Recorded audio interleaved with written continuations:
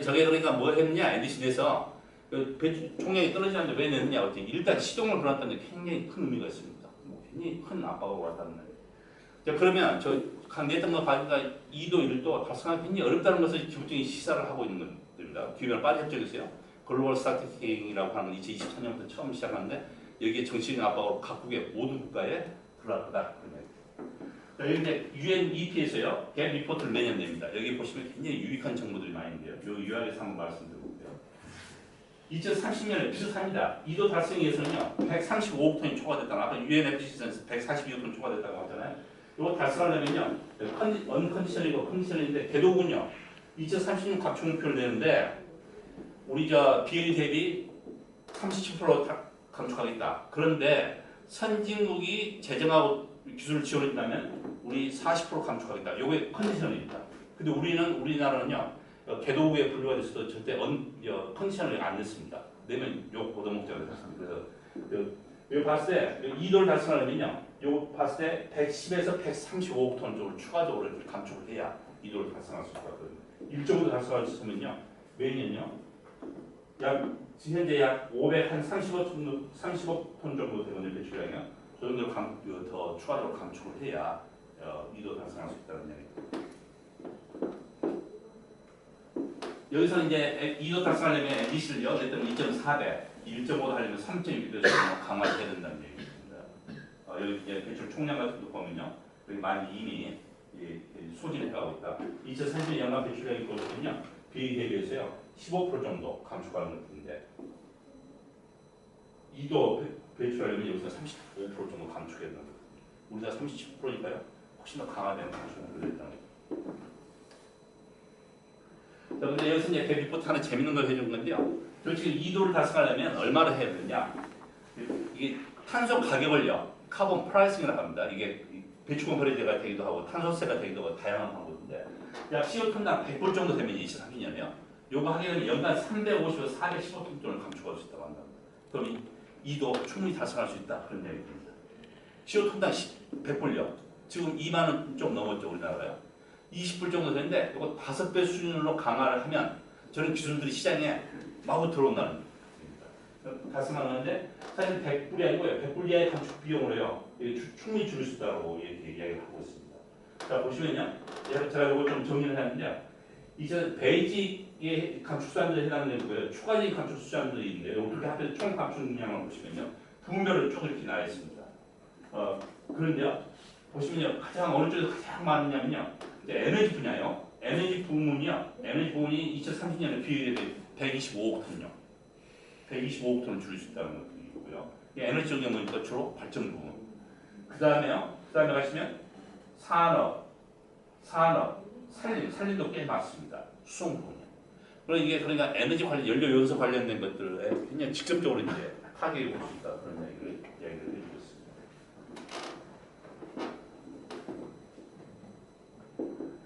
이제 여기서요, 이제 기술에 좀 초점을 더 맞추려고 합니다. 태양광, 풍력, 신재생들이죠. 가전기기, 이제 고효율 가전기기입니다. 승용차, 이것도 효율 향상에 해당되고, 조림, 벌목 금지요. 산림 쪽이요. 저게 주요 수단으로 와 닿았다는 겁니다. 이런 것들 전체 아까 감축량이 있잖아요. 40% 이상을 차지한다는 거예요. 40%면요, 아까 몇 개 분야였습니까?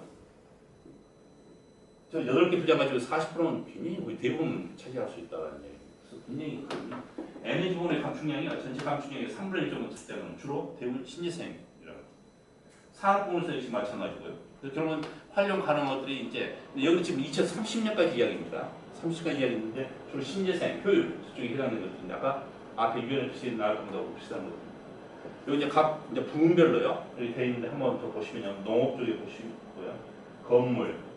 건물을 이제 구체적으로 보는데요. 그 건물에도 이제 신재생 에너지들 많이 들어갑니다. 열 생산 그런데 또 이제 신재생이 많이 들어가야 된다는 것을 이렇게 얘기해 주고 있습니다. 재밌는 것은 저게 얼마 정도의 비용을 할 수 있냐. 저 각 부문별로 안 나와 있고 전체적으로 비용을 나와 있었는데요. 하여튼 100불 이하의 저런 기술이 다 들어올 수 있다. 이렇게 얘기를 해주고 있습니다. 에너지 부분 보십시오. 전체 중에요.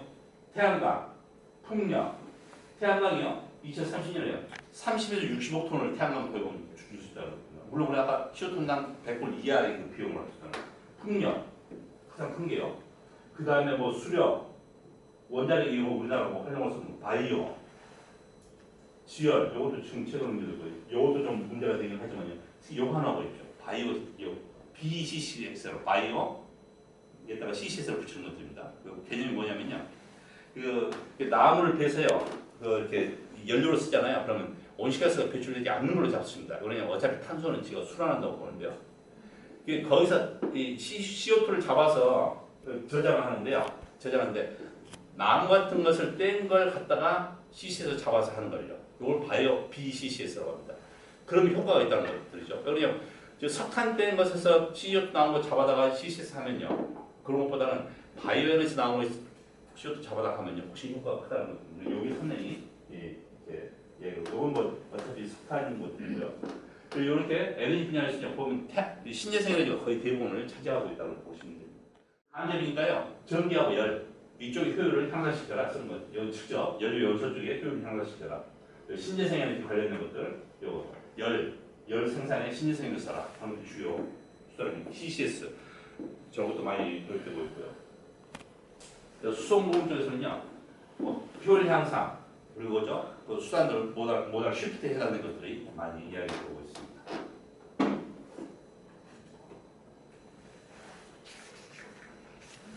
그 산림 쪽은요, 이게 이제 디그레데이드 포레스트라고 하는데요, 이게 나무로 있어야 되는데 이걸 갖다 뭐 같은 다른 걸로 이렇게 전환을 썼던 것들, 품질을 떨어뜨린 것들, 아니면 수목 관리가 잘 안 됐던 것들, 이걸 회복하는 거, 그리고 디포레스테이션요, 요 벌목 같은 걸 방지해라 하는 것들을 주요 감축수단으로 나오고 있습니다. 자, 그래서 이제 여기서 이야기하는 핵심 방안은요, 저탄소를 발생할 수 있는 방안은요, 가장 핵심이요, 가장 먼저 발전 부분을요, 무탄소화 아니면 거의 저탄소화라고 하는 것들 핵심 내용입니다. 여기서 안에 그러면 당연히요, 석탄화력 발전은 거의 뭐 앞으로 폐지해라, 추가적인 건설이 없다 이렇게 나오고. 여기에 석탄화력 되는 것도 많이 있는데 최근에 많이 중국이나 인도들이요 석탄화력 쪽을 많이 건설을 취소하고 있는 경향이 많이 나타나고 있습니다. 뭐 직접 선진국이 미국 같은 데 돈 지원했던 거 있잖아요. 2년 전부터 이거 다 폐지시켰습니다. 그래서 더 이상 지원 안 해주겠다고 하는 거예요. 2016년에 나온 갭 리포트들이 거의 범위들이 비슷합니다. 그런데 하나 좀 다양스러운 2015년도 거의 비슷한데요. 다양스러운 것은요. NDC를 내보다 다음에요. 현 정체가 예산 배출량이요 조금씩 낮춰지고 있다는 거예요. 그러니까 효과가 나타나는데 이제 이게 분석에 조금씩 반영되고 있다는 건데 올라가지 않고 내려간 것이 그래도 그나마 조금 다행입니다.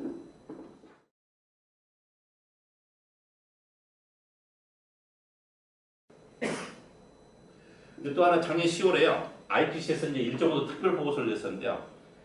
이게 왜 그러냐면 그 전까지 규별을 협상하면서 파리 협정 체결되기까지요. 주로 산업화된 대비 이동 목표, 상승 목표를 하게 했는데 파리 협정 어느 날 마지막 날요. 갑자기 1.5도가 나왔습니다. 그 전에 1.5도를 누가 이야기했냐면요. 도서국가들, 최빈국, 아프리카 이런 국가들이 돈 때문에 막 이렇게 뭐 도서국가에 심각한 문제들고요. 아프리카 최빈 국가들은 이제 돈을 많이 시험하도록 막 이야기를 했었는데 파리 협정이 마지막에 갑자기 들었습니다. 아까 말씀드린 목표예요. 이게 굉장히 그래서 이제 도대체 1.5에 대한 보고가 우리 이해석 의장님 있잖아요. 이번에 타임즈 100인 선정되셨잖아요. 그 전에 근데 의장님 이야기하면요 사람들이 모르잖아요. 그런데 이번에 그 누굽니까? 가수? 네?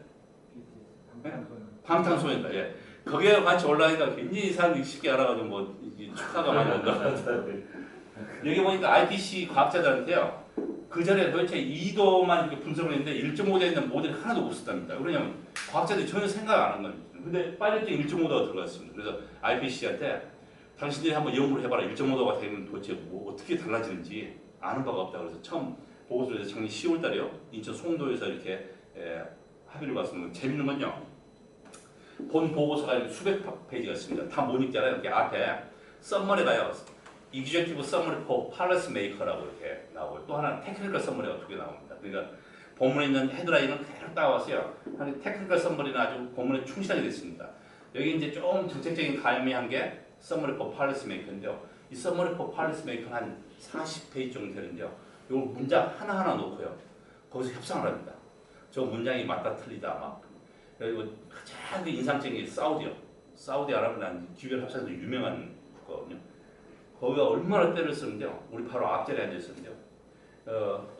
회의를 마지막 날 수요일 날 밤 10시까지 하다가요. 그다음 목요일 날은요.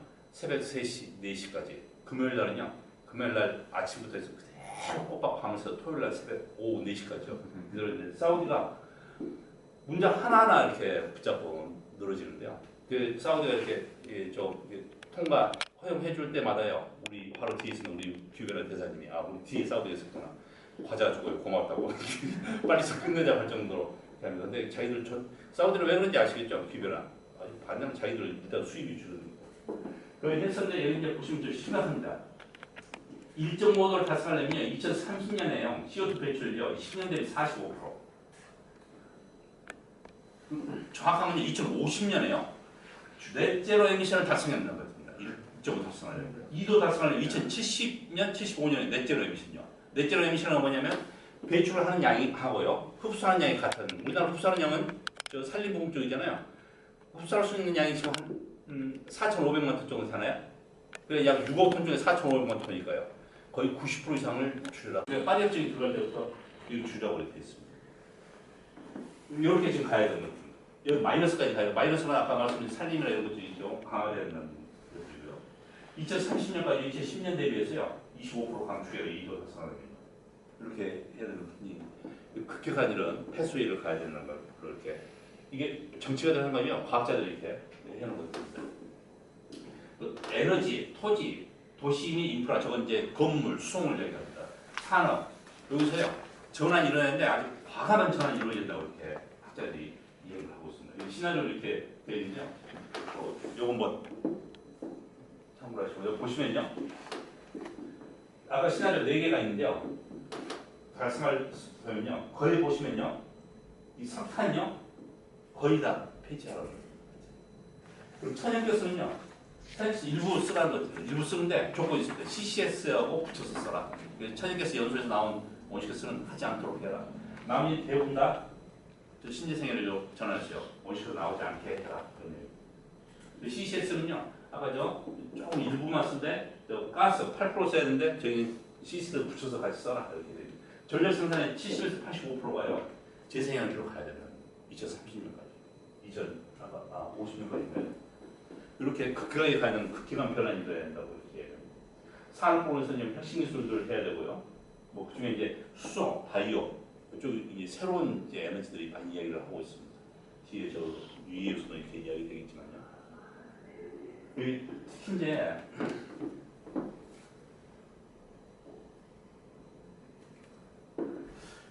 여기서 이런 게 이제 기술들이 막 나오는데요. CCS는 이제 CCS 유틸라이제이션까지 요즘 많이 이야기 나오고 있죠. 기술적으로 입증이 됐지만요. 이건 이제 많이 써야 됩니다. 특히 산림 부분 쪽이요. 써야 되면 굉장히 다양한 문제들이 발생할 수 있다는 것입니다. 우리 최근에 이제 포항 지진 보셨잖아요.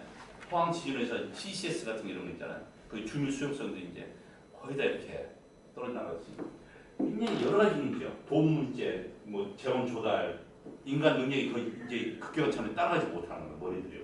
이 제도적인 문제. 굉장히 다양한 문제들이 발생할 수 있다는 거예요. 그 중에서 가장 그래도 좋은 것은요. 에너지 효율. 이거 하나가 있어요. 근데 뒤쪽에 설명도 있지만 에너지 효율 잠재력이요. 이제 거의 바닥이 나고 있다는 거예요. 새로운 것들이 도입이 돼야 된다. 에너지 효율하고 공정 효율 계수는요. 1.5도 달성 불가능하게 이렇게 이야기하고 있습니다. 수송 건물 쪽에서는요. 고효율들을 이렇게 봐야 되고요. 소비 생활 양식이요. 이 자체가 바뀌어야 된다고 합니다. 오늘 이제 제가 기술만 말씀드렸는데요. 경제학적으로요. 소비자의 행태가 변한 거 있잖아요. 이건 제가 오늘 제의하고 이야기합니다. 근데 그 소비 행태가 바뀌어가지고 하는 것은요. 별로 효과가 없습니다.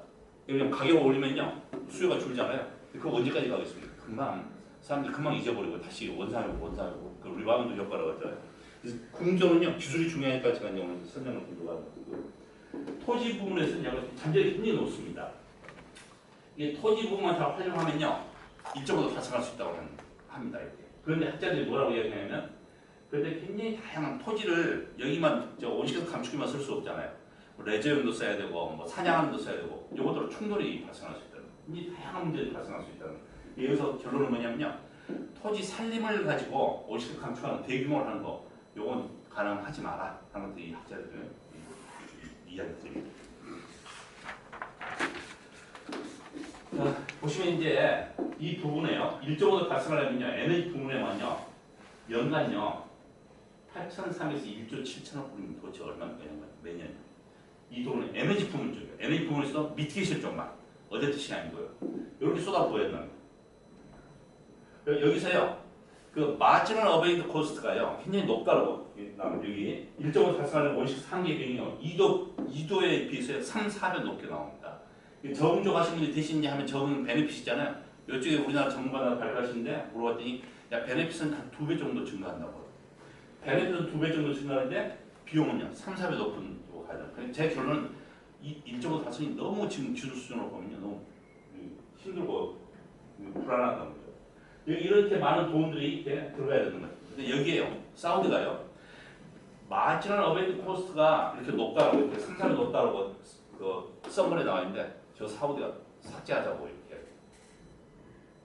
그래서요 저게 굉장히 경제적으로 굉장히 중요하잖아요. 그래서 제가 그거 삭제하면 안 된다, 저거 살려야 된다. 그러냐면 모든 경제 주체들이 저 한계의 병에 입각해서 의사결정하는데 저걸 줄이면 학자들이 제시해주는 의미가 없지 않느냐. 그때 마치 선진국들이 제 얘기 따라서 에코해가지고요 살려놨습니다. 선진국들은 주로 뭘 얘기하면 총 감축 비용을 막 강조를 합니다. 이렇게 많이 든다. 왜 그러냐면 우리나라도 이미 거기에 들어와 있습니다. 왜 자꾸 강조를 하냐면요. 온실가스 한 단위 줄인데요. 한계 비용이 그런 거잖아요. 한 단위 줄인데 한계 비용 곡선이 이렇게 가파르다는 이야기입니다. 왜 그러냐면 에너지 효율이 우리나라가 그렇게 높습니다. 특히 산업부문 있잖아요. 산업부는 1, 2 저울시합 이후로 굉장히 투자를 많이 했습니다. 그러니까 에너지 한 단위, 온실가스 한 단위 줄인데 돈이 굉장히 많이 들어가니까 가파르게 효율이 굉장히 높으니까 그 돈이 많이 들어가니까 이렇게 우리나라도 선진국에 들어가 있다는 얘기예요. 근데 저만 그런 게 아니고요. 외국 사람들이 오히려 우리 한국에 대해서 이렇게 자기들이 이야기를 해주고 그리고 돈이 굉장히 많이 들어가야 된다는 이야기입니다.